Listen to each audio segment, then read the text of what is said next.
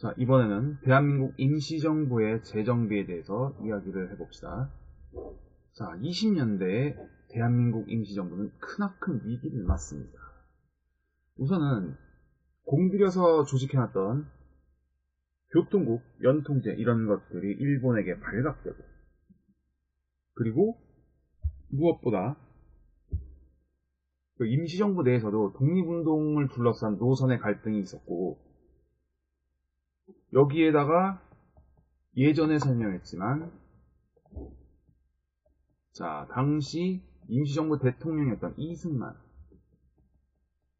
이 사람이 위임통치 청원이라는 것을 미국에 그 요청을 합니다. 그러니까 쉽게 얘기하면은 일본을 몰아내고 미국이 대신 한반도를 지배해달라는 그런 말도 안 되는 청원이었죠. 위임통치 청원 사건으로 이승만은 임시정부 대통령조차 탄핵을 당합니다. 이 사건을 계기로 해서 임시정부는 창조파, 개조파로 나뉘어서 갈등을 빚고, 결국에는 임시정부에서 몇몇 인사들이 이탈을 하면서 임시정부는 그 영향력이 매우 축소됩니다. 여기에 엎친 데 덮친 격으로 만보산 사건, 한국 농민들, 중국 농민들이 갈등을 빚는 사건에서 일방적으로 일본 경찰은 한국인의 편을 듭니다. 이것으로 한국과 일본은 한패거리구나 하는 그러한 인식이 생겼고, 여기에 만주사변까지 겹치게 됩니다. 엉뚱하게 일본의 치밀한 공작, 거다가 당시 조선일보, 동아일보가 일부러 오보를 발표합니다. 중국인들에 대한 반감, 이런 것들을 키우기 위해서였죠. 이러한 일본의 이간질 덕분에 중국과 한국인들은 서로 반목을 하게 됩니다. 이러한 가운데 당시 임시정부를 끝까지 지키고 있던 김구, 이분은 한인애국단을 조직하게 됩니다. 이 한인애국단은 의열투쟁을 목표로 조직된 그런 단체입니다. 여기서 유명한 두 분, 이봉창, 윤봉도. 제일 먼저 한인애국단을 차지한 곳은 이봉창이었습니다. 이런 이야기를 하죠. 살면서 인생의 대부분의 쾌락은 맛보았습니다. 이제 영원한 쾌락인 조국 광복을 위해서 헌신하고 싶습니다라는 이러한 말을 남깁니다. 사실 이 이봉창에 대해서는 뭔가 임시정부의 사람들은 뭔가 믿을 수 없었어요. 왜냐하면 이분이 걸핏하면은 술 마시러 다니고, 그리고 이때 일본은 임시정부, 우리한테는 임시정부를 가짜 정부라고 해서 가정부라 불렀습니다. 가정부. 자, 다시 한번. 가짜 정부라는 뜻에서 가정부라고 불렀는데, 이봉창 이 양반이 임시정부가 아니라 가정부, 이렇게 부른 겁니다. 그러니까 일각에서는 김구 선생한테 아무래도 이봉창 이 사람 수상합니다. 혹시 일본의 스파이가 아닐까요? 라고 그렇게 의심의 눈초리를 보내지만, 김구 선생은 끝까지 이봉창을 믿었고, 이봉창은 계획대로 일본 왕의 암살을 시도했지만 실패하게 됩니다. 이봉창 이 분이 암살하려고 했던 일왕은 히로히토라고 해가지고 당시 2차 세계대전 때 일왕으로 있던 자입니다. 이 사람은 아무런 처벌도 받지 않고 편안하게 1989년에 사망합니다. 이 사람의 아들이 최근까지 나라를 일본 왕위에 있다가 이 사람의 손자가 최근에 다시 일본의 왕위를 이어받았습니다. 자, 그 다음에 윤공길. 자, 이봉창 의사의 의거가 대대적으로 홍보가 됩니다. 한 중국 언론이 일왕의 죽을 뻔한 요 사건을 두고 불행도 맞지 않았다, 불행히도 성공하지 못했다라는 이런 표현을 쓰니까 일본이 이 중국 언론을 폐간시켜버립니다. 그리고 이 일본 언론의 반일 태도를 문제 삼아서 상하이 사변, 그러니까 쉽게 얘기해서 상하이를 침공해서 점령합니다.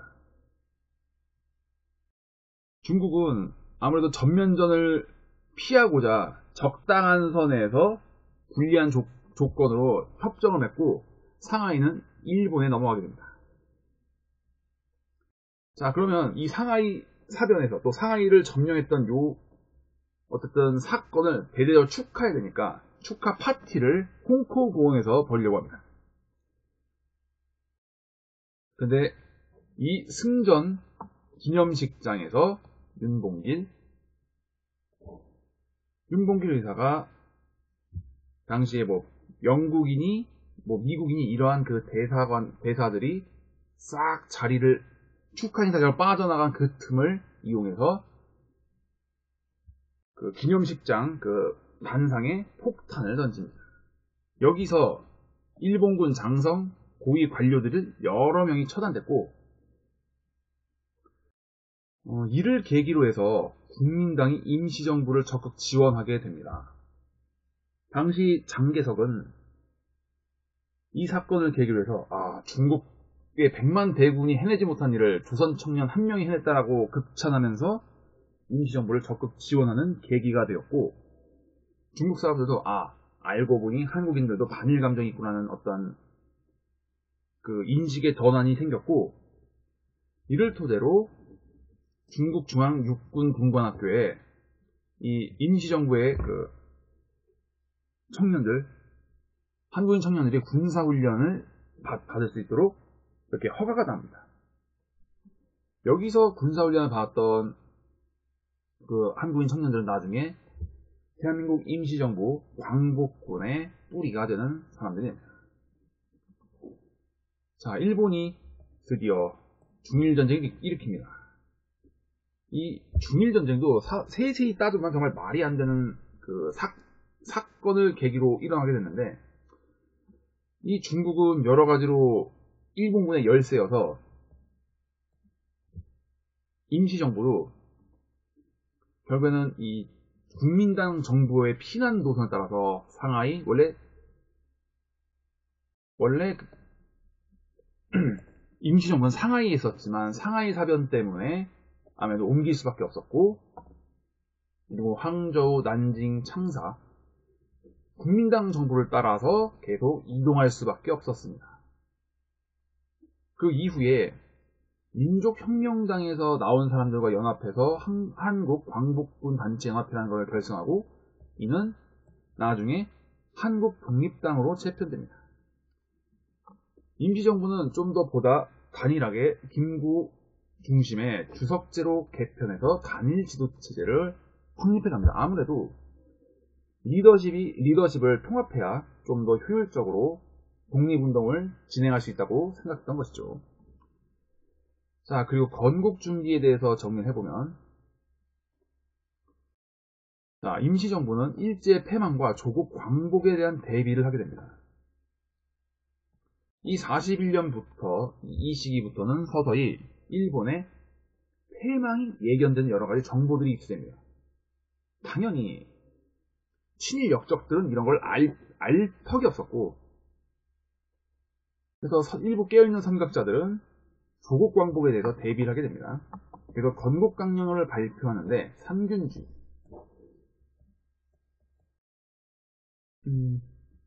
잠시만요. 자, 이 삼균주의는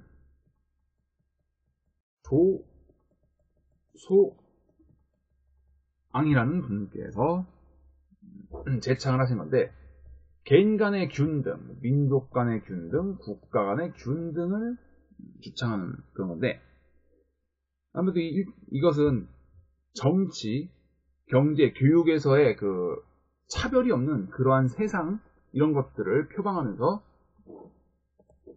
그 삼균주의 이것을 바탕으로 대한민국의 건국강령이 발표됩니다. 자, 그리고 한국광복군이 1940년 9월, 아마 정확하게는 9월 16일일 겁니다.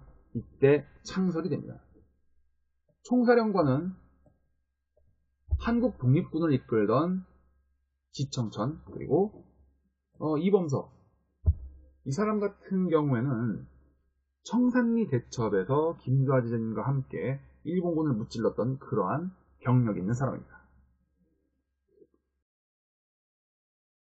그래서 이렇게 해서 한국 광복군이 출발했고, 이후에 그 대부분이 김원봉의 부하들이었던 조선 의용대를 또 광복군으로 편입시킵니다. 사실 이 광복군이 무슨 뭐 10만 대군 뭐 몇천 명이 됐던 게 아니라 대략 한 300명 정도였습니다. 그것도 대다수가 김원봉의 부하들이었고, 어떻게 보면 그 300명이라는 숫자는 매우 적지만 그래도 특수부대라는 어떤 성격으로 봤을 때는 결코 적은 숫자는 아니었습니다.